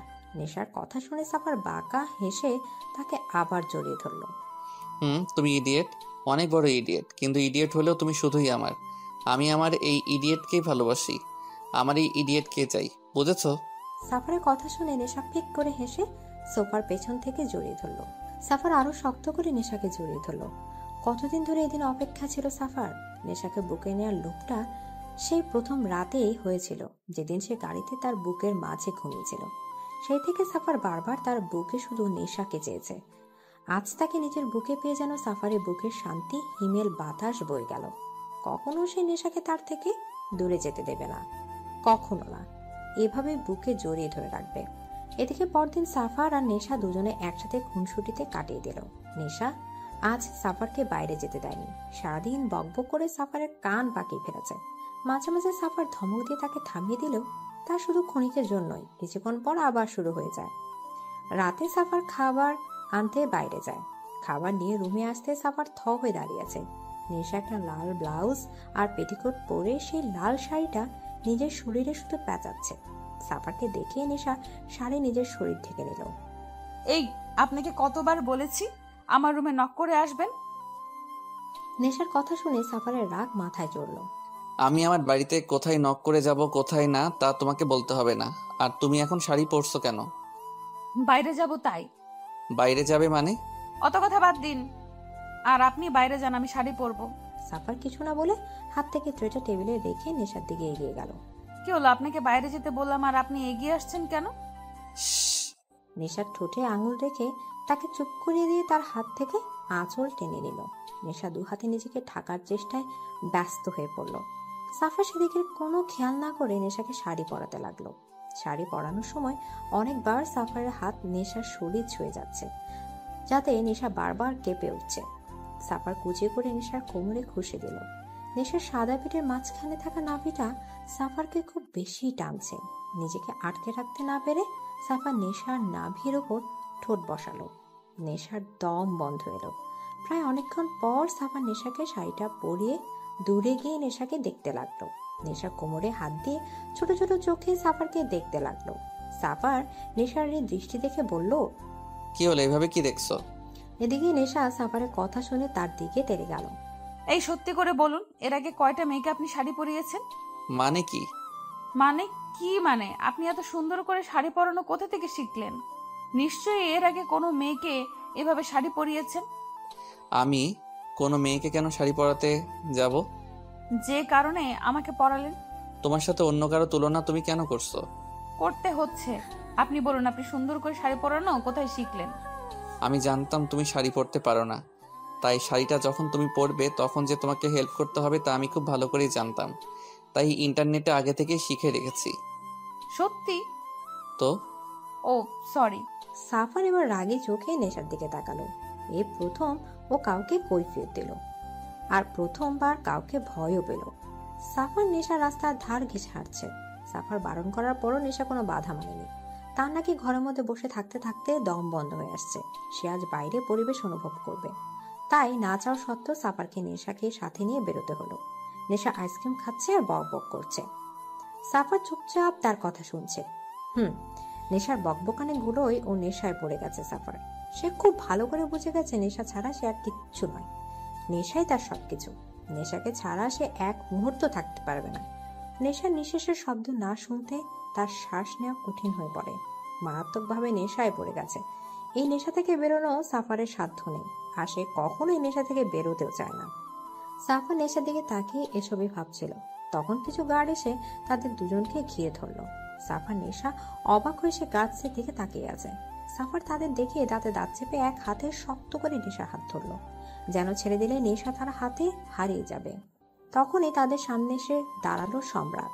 সম্রাটকে দেখে নেশার চোখ জ্বলজ্বল করে উঠল। সাফারের থেকে হাত ছেড়ে দৌড়ে এসে সম্রাটের বুকে হুমড়ি খেয়ে পড়ল। পাপা, পাপা কেমন আছো তুমি? ভালো মা, তুই ভালো আছিস তো? তোর কোনো ক্ষতি হয়নি তো? নো পাপা, আমি ঠিক আছি, আমার কিচ্ছুটি হয়নি। সাফার ফ্যাল ফ্যাল চোখে নেশার দিকে তাকিয়ে আছে। তার মনে কেউ তার বুক থেকে কলেজে ছিঁড়ে নিয়ে চলে গেল। নেশার হারানোর ভয়টা তার সত্যি হতে চলেছে। এমন সময় হঠাৎই পেছন থেকে একটা গার্ডস এসে গান দিয়ে সাফারের মাথায় আঘাত করলো। সাফার মাথায় আঘাত পেয়ে হাঁটু গেড়ে রাস্তায় বসে পড়ল। সাফারকে আঘাত করতে দেখে নেশা বিচলিত হয়ে উঠল। পাপা, পাপা, ওনাকে মারছে ওরা, ওনাকে মারতে বারণ করো, উনি কিছু করেনি, বিশ্বাস করো, উনি কিচ্ছু করেনি। বলেই নেশা দৌড়ে সাফারের কাছে আসতে চাইলে তার আগে সম্রাট তার হাত ধরে ফেলে। অনেক কিছু করেছে ও তোকে ইউজ করে আমাকে ব্ল্যাকমেল করতে চেয়েছিল, কিন্তু ও জানে না এই সম্রাট নিজের পরিবারের জন্য কি কি করতে পারে। সম্রাটের কথা শুনে নেশা স্তব্ধ হয়ে গেল। কি বলছে সম্রাট? সাফার তাকে ইউজ করেছে? নো পাপা, তোমার কোথাও ভুল হচ্ছে। তুই ওকে চিনিস না, ও পারে না এমন কোনো কাজ নেই। তুই চল আমার সাথে। নেশা টানতে টানতে নিয়ে গেল সম্রাট। নেশা প্রাণহীন দৃষ্টিতে সাফারের দিকে তাকিয়ে আছে। সাফার তাকে ইউজ করেছে কথাটা যেন সে মানতেই পারছে না। অন্যদিকে গার্ড সাফারকে একের পর এক আঘাত করেই যাচ্ছে, কিন্তু সাফারের দৃষ্টি নেশার দিকে। আজ তার ভয় সত্যি হলো। নেশাকে সে হারিয়ে ফেলল। এই হারিয়ে ফেলার ভয়ে তো কাল সম্রাটের গোপন দূতকে মেরেছিল, কিন্তু তবুও সে নেশাকে আটকে রাখতে পারল না। নেশা চলে গেলে সাফার দাঁত মুখ শক্ত করে গার্ডসদের দিকে তাকায়। গার্ডসরা ভয়ে একটু পিছিয়ে যায়। পরের দিন নেশা ভার্সিটি যাওয়ার নামে সাফারে বাড়ি যায়। নেশা রুমে ঢুকে দেখে সাফার অন্য পাশে ঘুরে দাঁড়িয়ে আছে। সাফার পকেটে 2 হাত রেখে থাই গ্লাস ভেদ করে বাইরের শহর দেখতে ব্যস্ত। এমন সময় কাঁধে কারো স্পর্শ পেয়ে পেছনে ঘুরে যাকে দেখলো তাতে সাফার শকড। নেশা তার সামনে দাঁড়িয়ে আছে, সেজন্য বিশ্বাসই করতে পারছে না। সাফারের মাথায় ব্যান্ডেজ দেখে নেশার চোখ ছলছল করে উঠল। নেশা, কেন ঠকালেন আমায়? কি বলছো এসব? কেন ঠকালেন আমায়? ভালোবাসার নামে ইউজ করলেন আমাকে। কেন আপনাকে ভালোবাসার এত বড় শাস্তি দিলেন আমাকে? নেশা, বিশ্বাস করো, আমি তোমাকে ব্যবহার করিনি। বন্ধ করুন আপনার নাটক। এখনো কি আপনার কার্যসিদ্ধি বাকি? এখনো আমাকে ইউজ করতে চাইছেন? ভালোবাসার নামে মিথ্যা কথা না বললেও পারতেন। কিডন্যাপ করে এনে দড়ি দিয়ে বেঁধে রাখতেন, সারাদিন না খাইয়ে রাখতেন, তাতেও তো হতো। হ্যাঁ, কষ্ট হতো আমার, কিন্তু এতটাও হতো না। আমার যে দম বন্ধ হয়ে আসছে। আপনি কি করে পারলেন আমার অনুভূতিগুলো নিয়ে খেলতে? নেশা, একবার আমার কথাটা শোনো। বলে যে নেশাকে ধরতে যাবে তখনই নেশা সরে গেল। Don't touch me. আমারই ভুল ছিল, আমি আপনাকে ভালোবেসেছি। ভুলে গেছিলাম আপনি একজন মাফিয়া। মাফিয়ারা সবসময় স্বার্থপর হয়। যারা নিজ স্বার্থে মানুষ খুন করতে পারে তারা কিভাবে কাউকে ভালোবাসতে পারবে? নেশা, আমি শুধু আপনাকে এক ঝলক দেখার জন্য এসেছিলাম। দেখা হয়ে গেছে, আমি চলে যাচ্ছি। আর কখনো আমার দেখা হবে না। আমি আপনার মুখও দেখতে চাই না। বলেই নেশা রুম থেকে বেরিয়ে গেল। নেশা, নেশা, লিসেন টু মি। সাফার পেছন থেকে ডাকার পরও নেশা তার কোনো কথা না শুনে বাড়ি থেকে বেরিয়ে গেল। সাফারের এখন নিজেকে অসহায় মনে হচ্ছে। যেভাবে হোক নেশার রাগ ভাঙাতেই হবে। নেশা তাকে ভুল বুঝেছে, এটা সে কিছুতেই মানতে পারছে না। যে করে হোক নেশাকে বোঝাতে হবে সাফার সত্যি তাকে কতটা ভালোবাসে। নেশা দোটানায় পড়েছে। কি করবে ও? কাকে বিশ্বাস করবে? তার বাবা তাকে কখনোই মিথ্যে বলবে না, সেটা সে খুব ভালো করেই জানে। অন্যদিকে সাফারকেও অবিশ্বাস করতে পারছে না। কোন দিকে যাবে? নেশা সাফারকে ছাড়া থাকতে পারবে না। যতই হোক ভালো তো তাকেই বাসে। নেশা ভার্সিটি থেকে বেরোনোর সময় ভার্সিটির দরজা চোখ পড়তেই অবাকের সপ্তম আকাশে পৌঁছালো সে। এসে কাকে দেখছে? এ কি সাফার? সত্যি কি তার সামনে সাফার দাঁড়িয়ে আছে? ভার্সিটির সামনে কালো টি শার্টের উপর কালো শার্ট আর কালো গ্যাবার্ডিং এর প্যান্ট, চোখে কালো সানগ্লাস পরে কালো বাইকের উপর বসে আছে। পুরো হিরো লাগছে। নেশাকে দেখে বাইক থেকে উঠে দাঁড়ালো। নেশা এভাবে সাফারকে দেখে কিছুক্ষণের জন্য থ মেরে গেল, পরক্ষণে নিজেকে সামলে তার থেকে চোখ সরিয়ে সোজা হাঁটতে লাগলো। 4-5 গার্ড তাকে ঘিরে রেখেছে। ভার্সিটির বাইরে বেরোতে সাফা নেশার দিকে এগিয়ে এলো। সাথে সাথে নেশার গার্ডসরা সাফারের বাহু ধরে তাকে আটকালো। সাফারের গায়ে হাত দেওয়ার সাথে সাথে সাফার চোখ মুখ শক্ত করে তাদের দিকে তাকালো। কোথা থেকে কয়েকটা গার্ড এসে নেশার গার্ডদের ঘিরে ধরলো। তারা 4 জন আর সাফারের গার্ড 8 জন। কিভাবে পারবে তারা? নেশা তাদের এই অবস্থা দেখে সাফারের দিকে রাগেই লোক ছুড়ে দিয়ে গাড়িতে বসতে গেলে সাফার নেশা হাতে হ্যাচকে টান মেরে তাকে গাড়ির সাথে চেপে ধরলো। কি করছেন কি? ছাড়ো না আমাকে। না, ছাড়বো না, তোমাকে আমার কথা শুনতে হবে। আপনার কোনো কথাই শুনবো না আমি, ছাড়ো না আমাকে। Shut up and listen to me idiot. I love you. I love you for ever and ever. কেন বুঝছো না? আমি তোমাকে ইউজ করিনি, ভালোবাসি তোমাকে। সেই প্রথম দিন থেকে তোমাকে ভালোবাসি। তোমার অভ্যাস হয়ে গেছে আমার। তোমার উপর বিরক্ত না হলে যে আমার ভালো লাগে না, তোমার বকবক না শুনলে যে আমার ভালো লাগে না নেশা। তোমাকে যদি আমার ব্যবহার করার হতো তাহলে অনেক দিন আগে সেটা করতাম। যখন জেনেছিলাম তুমি সম্রাট খানের মেয়ে, তখন আমি তোমাকে ইগনোর করতে শুরু করেছিলাম। তোমার থেকে দূরে যেতে চেয়েছিলাম, কিন্তু পারিনি। তোমার থেকে দূরে থাকতে পারিনি। আমি জানি তোমার বাবা কখনোই আমাদের মেনে নেবে না, তাই আমি তোমায় আমার কাছে নিয়ে গিয়েছিলাম। তোমার বাবাকে ব্ল্যাকমেল করার জন্য নয়। যদি এরকমটাই হতো তাহলে আমি নিশ্চয়ই ওনার দুর্বলতার সুযোগ নিতাম, কিন্তু আমি তা করিনি। আমি পিছু সরে এসেছি শুধু তোমার জন্য, তোমাকে ভালোবাসি বলে। প্লিজ আমাকে ভুল বোঝো না নেশা, আমি সত্যিই তোমাকে ভালোবাসি। হয়েছে, আপনার ড্রামা শেষ হয়েছে। আমাকে ইউজ করা এখনো বাকি আছে আপনার, যে এখনো ড্রামা চালিয়েই যাচ্ছেন। দেখুন, যদি আপনার সেরকম কোনো ইন্টেনশন থাকে তো আমাকে আপনি সোজাসুজি বলে দিচ্ছি, আমি আর আপনার এই ফাঁদে পা দিচ্ছি না। আমি অতটাও বোকা নই যে আবার আপনার কথায় চলে আসবো আমি। ছাড়ুন আমাকে। এদিকে বলে ঝটকা মেরে নিজেকে ছাড়িয়ে দিয়ে গাড়িতে বসলো নেশা। আমার গাছদের যেতে দিন নেশা, আমার কথা প্লিজ। আমি কোনো কথা শুনতে চাই না। এবার সাফারের রাগে মাথা ফেটে যাচ্ছে। রাগের মাথায় পা দিয়ে কারে এক এক লাথি মারা শুরু করলো। নেশা প্রত্যেকটা লাথিতে ভয় কেঁপে উঠছে। গাছদের ছেড়ে দিলে নেশার গাড়ি চলে যায়, কিন্তু সাফারের রাগ তো কিছুতেই কমছে না। কিছু শেষ করে দেওয়ার ইচ্ছা করছে। রাতে সাফার নিজের রুমে বসে ড্রিঙ্কস করছে। ওই মেয়ের সাহস হলো কি করে আমাকে ইগনোর করার? আমাকে সাফারকে ইগনোর করলো ও। আমাকে বলছে আমি ড্রামা করছি। How dare she! কি যোগ্যতা আছে ওর এই সাফারের ভালোবাসা পাওয়ার? ওর থেকেও 1000টা ভালো মেয়ে আমার পেছনে ঘুরে। ও ইজ শি? ওকে আমাকে ইগনোর করার? এত করে বলার পরেও শুনলো না।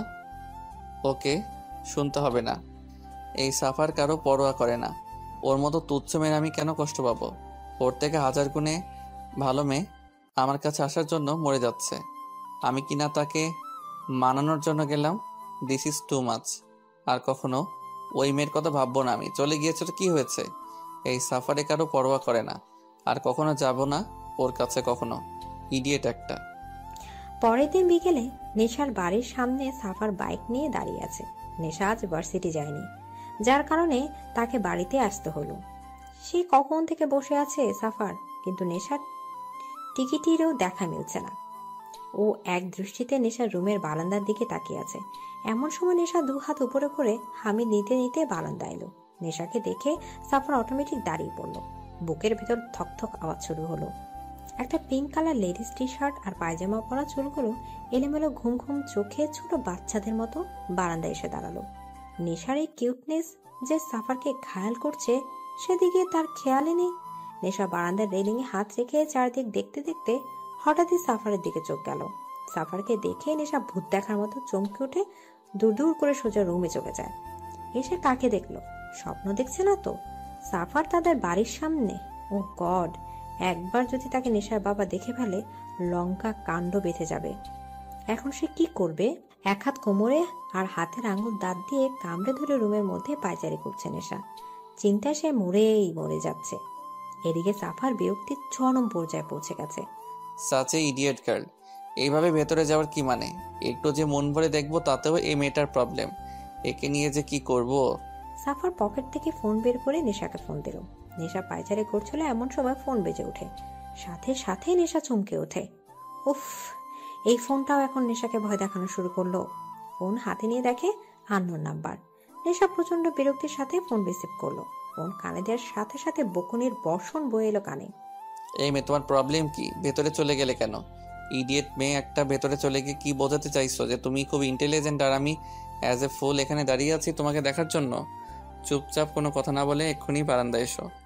নেশা বকুনিকে কোনো কথা না বলে বাধ্য মেয়ের মতো বারান্দায় চলে গেল। এখন চুপচাপ ওখানে দাঁড়িয়ে থাকো। নেশা বোকার মতো দাঁড়িয়ে রইল, আর সাফার তার নেশাকে মন ভরে দেখতে লাগলো। এই পিচ্চিটা কি না এখন তার নেশা? ভাবা যায় যে সাফার কখনো কারোর তোয়াক্কা করতো না, আর সেই কিনা এই একটা পিচ্চির জন্য এখানে দাঁড়িয়ে আছে। এটা নিশ্চিত একটা হাস্যকর ব্যাপার, কিন্তু সাফারের কাছে এই ব্যাপারটা কেন জানি ভালোই লাগছে। ভালোবাসার একটা নতুন এক্সপেরিয়েন্স। এতদিন তো চিনিয়ে নিতে জানতো, কিন্তু এখন ভালোবাসতে জানে, আর নেশাই তাকে সেটা শিখিয়েছে। নেশা উপর থেকে সাফারকে দেখছে। কতটা ভালোবাসলে একটা মানুষ নিজের পার্সোনালিটি পাল্টে ফেলতে পারে। ফর্মাল থেকে একেবারে নর্মাল হয়ে গেছে। নেশা জানে সাফার তাকে কতটা ভালোবাসে। সাফারের কালকের বলা কথাগুলো যে পুরোটা সত্যি সেটা নেশা খুব ভালো করেই জানে, তবুও একটু ভাব নিতেই হয়। ভাবা সাফারের মতো একজন যখন তার মতো একটা সাধারণ মেয়েকে ভালোবাসতে, তখন একটু তো ভাব নিতেই হয়, না হলে নিজের স্পেশালিটিটা বোঝা যায় না। নেশা এসব ভাবতে ভাবতে পাশে তাকাতে দেখে সম্রাটের গাড়ি আসছে। নেশা চোখ বড় বড় করে সাফারের দিকে তাকায়, বারবার ইশারা তাকে চলে যেতে বলছে, কিন্তু সাফারের যেন সেদিকে কোনো খেয়ালই নেই। সে নেশাকে দেখতেই ব্যস্ত। আর থাকতে পেরে নেশা সুযোগ বুঝে রুমে ঢুকে পড়ল। এবার সাফারের ধ্যান ভাঙল, আবার চলে গেল। সাফার সোজা হয়ে দাঁড়াতেই দেখে তার সম্রাট দুহাত পকেটের দিকে দাঁড়ানো। তাকে দেখে সাফার তার সামনে মুখোমুখি দাঁড়ায়। সম্রাট দাঁতে দাঁত চেপে বলল, এখানে কি করছো? আপনার মেয়েকে দেখতে এসেছি। ভুলে যাও তার কথা। ও আমার মেয়ে, আর আমি বেঁচে থাকতে আমার এত বড় সর্বনাশ আমি কখনোই হতে দেব না। ভালোবাসাটাকে সর্বনাশের পদবি কেন দিচ্ছেন? আমি নেশাকে ভালোবাসি। আপনি একদিন আমার থেকে আমার বাবাকে কেড়ে নিয়েছিলেন। সেদিন কিছু করতে পারিনি, কারণ আমি ছোট ছিলাম। এখন আর ছোট নই। এখন আর আপনি নেশাকে আমার থেকে কেড়ে নিতে পারবেন না। সেটা তো সময়ই বলে দেবে। নেশাকে আমি ভালোবাসি, তার জন্য আমি আপনার সাথে আমার লড়াইয়ে আমি পিছু সরে এসেছি। কিন্তু এইবার আর নয়। নেশাকে ভাবার লড়াইয়ে আমি পিছনে আসছি না। নেশা শুধু আমার। I love her and she also love me. নিজের মেয়েকে কি করে দমিয়ে রাখবেন? সম্রাট কিছু না বলে সাফারের দিকে এক দৃষ্টিতে তাকিয়ে রইল। বেশ কিছুক্ষণ পর বলল, চলে যাও এখান থেকে। নেশাকে না নিয়ে ফিরছি না। ওকে, অল দ্য বেস্ট। এদিকে বলেই সম্রাট সাফারে পাশ কাটিয়ে বাড়ির ভেতর ঢুকে পড়ল। সবাই ডাইনিং টেবিলে বসে আছে। কুয়াশা নেশাকে খাইয়ে দিচ্ছে, আর নেশা চুপচাপ খাচ্ছে। তার গলা দিয়ে খাবার নামছে না। বাইরে সাফার না খেয়ে দাঁড়িয়ে আছে এক পলক তাকে দেখার জন্য, আর সেখানে বসে বসে গিলছে। কিছু বলতেও পারছে না তার বাবার জন্য। সে জানে এখন যদি সে না খায় তো তার বাবাও খাবে না, আর তার বাবা না খেলে তার মাও খাবে না। তাই চুপচাপ গিলতে হচ্ছে তাকে। কোনো রকম একটুখানি খেয়ে নেশা বলল, হয়েছে, আর খাবো না। হয়েছে মানে? কিছুই তো খেলি না। আমার পেট ভরে গেছে মা, আর খেতে পারবো না। বলেই আর কাউকে কিছু বলার সুযোগ না দিয়ে সেখান থেকে চলে গেল। সম্রাট কুয়াশা তার যাওয়ার দিকে তাকিয়ে রইল। মেয়েটা দুদিনে কেমন চুপসে গেছে। অন্য দিনে হলে এতক্ষণে কথা বলে তাদের কান পাকিয়ে দিত, একাই পুরো বাড়ি মাতিয়ে রাখতো। কিন্তু আজ একটা কথাও মুখ ফুটে বলল না। আজ মেয়েটা বাড়িতে থেকেও কেমন যেন বাড়িটা ফাঁকা ফাঁকা লাগছে। সম্রাট হাত ধুয়ে উঠে গেল। কোথায় যাচ্ছেন? নিজের মেয়ের ভবিষ্যৎ ঠিক করতে, বলে বাড়ির বাইরে চলে গেল। কুয়াশা একটা দীর্ঘশ্বাস ফেল। সম্রাট এসে সাফারের সামনে দাঁড়ালো। সম্রাটকে দেখেও না দেখার ভান করে বসে রইল সাফার। কেন চলে যাচ্ছ না এখান থেকে? বলেছি তো, নেশাকে ছাড়া আমি কোথাও যাব না। কেন এমন করছো? ভালোবাসি তাই। তুমি যে নেশাকে ভালোবাসো তা আমি কি করে বিশ্বাস করব? তুমি তো সবসময় আমার উপর প্রতিশোধ নিতেই মেতে আছো। কি বলতে পারি, এটাও তোমার একটা চাল নয়? আপনার বিশ্বাস করা আর না করাতে আমার কোনো যায় আসে না। প্রমাণ করতে পারবে তুমি আমার মেয়েকে সত্যিই ভালোবাসো? প্রয়োজন বোধ করি না। তাহলে নেশাকে ভুলে যাও। ইম্পসিবল। চেষ্টা করলে সবই পসিবল। আমি সেই চেষ্টাটা করতে চাই না। আমার মেয়ের জন্য তুমি তোমার কালো দুনিয়ার ক্ষমতা ছাড়তে পারবে? সম্রাটের কথা শুনে সাফার একবার তার দিকে তাকিয়ে আবার অন্যদিকে তাকালো। সম্রাট নিজের পকেট থেকে একটা কার্ড বের করে সাফারের দিকে এগিয়ে দিয়ে বলল, সময় হলে আমার অফিসে চলে এসো। তার প্রয়োজন হবে না। তাহলে নেশাকে ভোলার প্রয়োজন পড়তে পারে। বলে বাইকের উপর কার্ডটা রেখে চলে আসার জন্য পেছনে ঘুরতেই সাফার বলে উঠল, বারবার নেশাকে ভোলার ভয় দেখাচ্ছেন আমাকে। প্রয়োজন পড়ে তাই। বলেই হেলতে দুলতে ওখান থেকে চলে গেল। সাফার সেদিক থেকে চোখ সরিয়ে পকেট থেকে ফোন বের করে নেশাকে কল করলো। নেশা পড়ার টেবিলে বসেছিল, তবে পরদিন না সাফারের কথাই ভাবছিল। কিছুক্ষণ আগেই বারান্দায় গিয়েছিল, কিন্তু সম্রাটকে দেখে চলে এসেছে। ফোন বাজতেই নেশা ফোন হাতে দেখে সাফার ফোন দিয়েছে। তুলবে কি তুলবে না করতে করতেই তুলে ফেললো। এই মেয়ে আজ কি বারান্দায় না আসার পণ করে রেখেছো নাকি? যাব না আমি বারান্দায়, কেন? কারণ আপনি বাইরে দাঁড়িয়ে আছেন। আমি আছি তো কি হয়েছে? আমি আর কখনো আপনার সামনে যাব না। কেন? তোমার জন্য আমি এত কষ্ট করে এসব নর্মাল ড্রেস পরে কার ছেড়ে বাইক নিয়ে এতক্ষণ ধরে রাস্তায় দাঁড়িয়ে আছি, আর তুমি বলছো তুমি আমার সামনে আসবে না? আসল নাই তো, যে কেউ আমার স্বপ্নের রাজকুমার সেজে এলেই আর সে আমার স্বপ্নের রাজকুমার হয়ে যাবে না। তোমার রাজকুমার হওয়ার ইচ্ছেও আমার নেই। আমি সাফারি, ওকে? আর তোমার জন্য বাইক নিয়ে শুধু এই সাফারি আসবে, অন্য কেউ আসার আগেই আমি তাকে শেষ করে ফেলবো। আর তুমিও অন্য কাউকে এক্সপেক্ট করো না। এখন চুপচাপ বারান্দায় এসো। যাব না। তুমি আসবে নাকি আমি যাব? কোথায়? তোমার রুমে। কিভাবে আসিবেন? তুমি খুব ভালো করে জানো এই সাফার কি করতে পারে। তুমি বাইরে আসবে নাকি আমি ভেতরে যাব? তার কোনো প্রয়োজন হবে না, আমি আসছি। নেশা বাধ্য মেয়ের মতো বারান্দায় এসে দাঁড়ালো। এই লোকের কোনো গ্যারান্টি নেই, বলার সাথে সাথে রুমে চলে আসতে পারে, কিন্তু নেশা একদমই এই রিস্ক নিতে চায় না। নেশা, তোমার আজ খুব সুন্দর লাগছে। কথাটা শোনার সাথে সাথে নেশার বুক ধক করে উঠল। সাফার এক দৃষ্টিতে তার দিকে তাকিয়ে আছে। নেশা কোনো রকম কাঁপা গলায় বলল, চলে যান প্লিজ।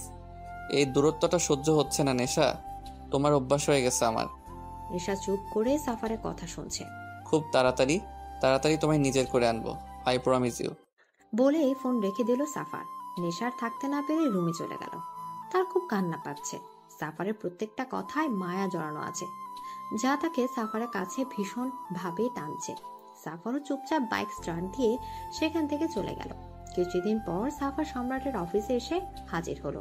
রিসেপশনে গিয়ে সম্রাটের কেবিন নাম্বার নিয়ে সেদিকে গেল। সম্রাট নিজের কেবিনে বসেছিল। সিটি ফুটেজে সাফারকে আসতে দেখে বাঁকা হেসে বলল, আমি জানতাম তুমি আসবে সাফার। এবার দেখো এই সম্রাট এখন কি করে। সাফার সম্রাটের কেবিন খুঁজে ভেতরে ঢুকে পড়ে। কারো কেবিনে আসতে হলে নক করে আসতে, আর যারা এটা জানে না তাদের ম্যানারলেস বলা হয়। সাফার সম্রাটের কথা শুনে নিজের রাগ দমন করে আবার দরজার কাছে গিয়ে বলে, মে আই কাম ইন? কথাটা কেমন জানি ফিল হলো না আমার। এদিকে সাফার দাঁতে দাঁত চেপে চোখ বন্ধ করে নিজের রাগ গিলে বলল, may I come in sir? Yes come. এদিকে সাফার কেবিনে ঢুকে বসতে যাবে, তখনই সম্রাট বলে উঠল, আমি বসার অনুমতি দেইনি। সাফার এবার না বসে দাঁড়িয়ে রইল। আপনি আমাকে আসতে বলেছিলেন, আমি এসেছি। তোমার কাগজপত্র। কিসের? তোমার শিক্ষাগত যোগ্যতা কি সেটা তো আমাকে জানতে হবে, না হলে আমি তোমাকে কিভাবে কাজে রাখি বলো? কোনো কাগজপত্রের প্রয়োজন নেই, ইচ্ছে মতো একটা কাগজ দিলেই হবে, তবে সেটা আমার লেভেলের হওয়া চাই। Are you sure? সাফার কিছু বলল না। ওকে, আমি দেখছি তোমাকে কি কাজ দেওয়া যায়। সম্রাট নিজের টেবিলে থাকা ঘন্টাটা বাজালো। কিছুক্ষণ পর এরই মধ্যে একজন পিয়ন এসে বলল, আসতে পারি স্যার? Yes come in. জি স্যার, ডেকেছিলেন? একে নিজের সাথে নিয়ে যাও, ও এখন থেকে তোমাদের ওয়ার্ডে কাজ করবে। আর হ্যাঁ, ওকে একটা ড্রেসও দিয়ে দিও। হোয়াট, কি বলছেন এসব? আমি ওদের ওয়ার্ডে কাজ করব মানে? হ্যাঁ, আমার মতে তোমার শিক্ষাগত যোগ্যতা অনুযায়ী তোমাকে কাজ দিচ্ছি, অ্যান্ড একদম তোমার লেভেলের। সাফার রেগে দুহাত টেবিলে রেখে বলল, হোয়াট ডু ইউ মিন মি Samrat? I mean to say, আজ থেকে তুমি একজন পিয়ন। অনেকদিন ধরে সাফার সম্রাটের অফিসে পিয়নের কাজ করে। একই তো সে এসব কাজে অভ্যস্ত নয়, তার উপর আবার তার নিজের রাগের উপর কন্ট্রোল নেই। তাই যখন তার কিছু কাজে ভুল হয় আর কেউ তাকে সেটার জন্য কথা শোনায়, সেদিন এই লোকের দিন খুব খারাপ হয়। কারণ সাফার হয় তার নাক ফাটায়, না হয় তার মাথা ফাটায়। কি আর করা, একজন মাফিয়া যখন ভালো মানুষের জগতে, তখন এমনটা হওয়া স্বাভাবিক। সম্রাট সাফারের এসব ব্যবহারে তার সামনে স্ট্রিক্ট থাকলেও নিজের কেবিনে এসে একা ঠিকই হেসে কুপকাত হয়। কারণ একটা সময় ছিল যখন সে নিজেও বারবার এই ঘটনার সম্মুখীন হয়েছে। আজ সে আর একজনকে দেখছে ঠিক তারই মতো। হঠাৎ একদিন সম্রাট সাফারকে নিজের কেবিনে ডেকে পাঠায়। সাফার এলে তার সামনে টেবিলে একটা কার্ড ছুঁড়ে মারে। সাফার কার্ডটা হাতে নিয়ে বলে, হোয়াট ইজ দিস? বিয়ের কার্ড। বিয়ের কার্ড কার? নেশার। হোয়াট, কি বলছেন কি আপনি? নেশার বিয়ে মানে? নেশার বিয়ে মানে নেশার বিয়ে, এতে না বোঝার মতো কি আছে? আর ছেলে আমার ভীষণ পছন্দের, তাই দেরি না করে বিয়ের ডেট ফিক্স করে দিয়েছে। বিয়ের দিন চলে এসো। আপনি মজা করছেন আমার সাথে? আমি নেশার জন্য এখানে পড়ে আছি আর আপনি বলছেন নেশার বিয়ে, আবার সেই বিয়েতে আমাকে ইনভাইটও করছেন। কেন ইনভাইট করা উচিত হয়নি বুঝি? তবে আমার তো মনে হয় সেই বিয়েতে তোমার থাকাটা খুব দরকার। ইনফ্যাক্ট চিফ গেস্ট হয়ে থাকা দরকার তোমার। বন্ধ করুন আপনার এসব মজা। আমি এতদিন এত সব কিছু সহ্য করছি শুধুমাত্র নেশাকে পাওয়ার জন্য। ওয়েট ওয়েট ওয়েট, কি বললে তুমি? তুমি আর সহ্য করছো? একটা কথা তোমাকে ক্লিয়ার করে দেই, তুমি কিছু সহ্য করনি, বরং আমি তোমাকে সহ্য করেছি। ওকে? আর এখন আমার সহ্যের সীমা ছাড়িয়ে গেছো। সো আমি তোমার উপর কিছুতেই ডিপেন্ড করতে পারি না। তাই তুমি এখন থেকে অফিসে না আসলেই খুশি হব। আর হ্যাঁ, বিয়েতে অবশ্যই মনে করে চলে আসবে। Best of luck. বলে সম্রাট বেরিয়ে যেতে লাগলো। আর সাফার পেছন থেকে চেঁচিয়ে বলল, আপনি যাই করুন না কেন, নেশা শুধু আমার, আর আমি তাকে অন্য কারো হতে দেব না। এর জন্য আমার যা করা উচিত আমি তাই করব। আর পছন্দ করা ছেলেকেও আমি শেষ করে দেব। কেউ নেশার দিকে চোখ তুলে তাকানোর সাহসও পাবে না। She is only mine, got it? সম্রাট সাফারের কথা শুনে একটু থেমে বাঁকা হেসে ওখান থেকে চলে গেল। সাফারের রাগে মাথা ফেটে যাচ্ছে, সবকিছু শেষ করে দেওয়ার ইচ্ছা হচ্ছে। হাতে থাকা কার্ডটা ছেঁড়ার প্রস্তুতি নিতেই মনে হলো, আগে দেখি তো নিক যে কোন ইডিয়েট তার কাছে তার নেশাকে কাটতে চাইছে। সাফার খাম থেকে কার্ড বের করে মাথা ঘুরতে লাগলো। সে স্বপ্ন দেখছে না তো, এ তো নেশার পাশে তারই ছবি, তারই নাম। তার মানে সম্রাট তার সাথে নেশার বিয়ে। সাফার বাম হাতে মাথার পেছনে চুলকাতে চুলকাতে ভাবছে, এই শ্বশুর নামক প্যারাটা তো তাকে নাকানি চুবানি খাইয়ে ছাড়লো। আজ সাফার আর নেশার বিয়ে সম্পন্ন হলো। বিদায়ের সময় নেশা তার মাকে জড়িয়ে ধরে অনেক কেঁদেছে। কুয়াশা তার চোখের জল মুছিয়ে দিয়ে বাইরে নিয়ে এলো। কুয়াশা নিজেই ভেতর থেকে ভেঙে পড়ে, কিন্তু মেয়ের সেটা সে প্রকাশ করতে চায় না। নেশা গিয়ে তার বাবাকে জড়িয়ে ধরলো। সম্রাট এক হাতে তার মেয়েকে জড়িয়ে ধরে সাফারকে উদ্দেশ্য করে বলল, মনে করো না আমাদের লড়াই এখানেই শেষ, এখন তো শুধু শুরু। এই লড়াই সারা জীবন চলবে আমাদের মাঝে। তার কথা শুনে কুয়াশা নেশা দুজনে অবাক হয়ে তাদের দিকে তাকালো। সাফার শান্ত দৃষ্টিতে সম্রাটের দিকে তাকিয়ে রইল। সে জানে সম্রাট কোনো লড়াইয়ের কথা বলছে। যখন আপনার মেয়েকে পাওয়ার লড়াইয়ে আমি জিতেছি, তাকে ভালোবাসার লড়াইয়েও আমি জিতব। All the best my son in law. Thanks. এই কথাটা কেমন জানি ফিল হলো না আমার। থ্যাঙ্কস বাবা। সম্রাট সাফারকেও জড়িয়ে ধরল। আজ সম্রাটের চোখের কোণে জল জমেছে, সেটুকু সবার আড়ালে মুছে নিয়ে নেশাকে গাড়িতে উঠিয়ে দিল। সাফারও উঠে বসলো। গাড়ি তার আপন মনেই চলতে লাগলো। সম্রাট কুয়াশা দাঁড়িয়ে তার মেয়ের যাওয়া দেখতে লাগলো। আসলে সময় কত তাড়াতাড়ি বয়, তাই না? আমাদের সেই ছোট্ট নেশাটাকে আজ আমরা বিদায় দিয়ে দিলাম। ও সুখে থাকবে তো? বলে কুয়াশা নিজের চোখের জল মুছল। সম্রাট এক হাতে কুয়াশাকে জড়িয়ে ধরে বলল, আমি সাফারের চোখে সেই ভালোবাসাটা যা এক সময় তোমার জন্য আমার মনে ছিল। আমি আমার মেয়ের জন্য কখনো ভুল সিদ্ধান্ত নিতে পারি না। আমি নিশ্চিত সাফার তাকে নিশ্চয়ই সুখে রাখবে, হয়তো আমাদের থেকেও বেশি। এদিকে সাফার নেশাকে কোলে নিয়ে রুমে ঢুকলো। গাড়িতে কাঁদতে কাঁদতে প্রায় ক্লান্ত হয়ে গেছে মেয়েটা। নেশাকে বেডের উপর শুইয়ে তার উপর একটু ঝুঁকে বসলো। আজ আমার অপেক্ষার শেষ হলো। আজ আমি তোমার একদম নিজের করে পেলাম। তবে জানো তো, আমি তোমাকে নিজের করে পাওয়ার জন্য কখনো বিয়ের কথা ভাবিনি। যদি এই জিনিস আগে আমার মাথায় আসতো, তবে অনেক আগেই তোমাকে বিয়ে করে ফেলতাম। তখন দেখার এই প্যারা, মানে বাবা আমাকে কি করে না মেনে থাকতো। নেশার দিকে তাকিয়ে সাফার উঠে গেল। তার বাবাকে ফেরা বলার কারণে যে নেশা রেগে গেছে তা ভালো করে বুঝতে পেরেছে সাফার। তাই প্রসঙ্গ পাল্টানোর জন্য বলল, নেশা, তুমি ফ্রেশ হয়ে নাও। এই ভারী সাজে আর কতক্ষণ থাকবে? কেন, আমাকে কি এই সাজে ভালো লাগছে না বুঝি? নেশার কথা শুনে সাফা নেশার একদম কাছে গিয়ে বলল, তুমি যদি পেতনি সাজেও থাকো তাহলেও আমি তোমার নেশাতে ডুবে থাকবো, যেমনটা এখন আছি। নেশা সাফারের কথা শুনে কিছুক্ষণ চুপ থেকে রেগে সাফারের বুকে মারতে মারতে বলল, ইউ, আপনি আমাকে পেতনি বললেন? সাফার হাসতে হাসতে নেশার হাত দুটো টেনে বেডে শুয়ে দিয়ে তার উপর আধশোয়া হয়ে বলল, তুমি পেতনি হলেও শুধুই আমার, বুঝেছ? বলে নেশার নাকে নাক ঘষল সাফার। তার কথা শুনে নেশার লজ্জায় যায় যায় অবস্থা। নেশার লজ্জা মাখা মুখ থেকে সাফারের সবকিছু এলোমেলো হয়ে গেল। তার আর কোনো দিকে খেয়াল নেই। সে শুধু এখন নেশাতেই ডুবতে আর নেশায় মেতে আছে। ওরা ভালোবাসার নেশায় মেতে থাকুক।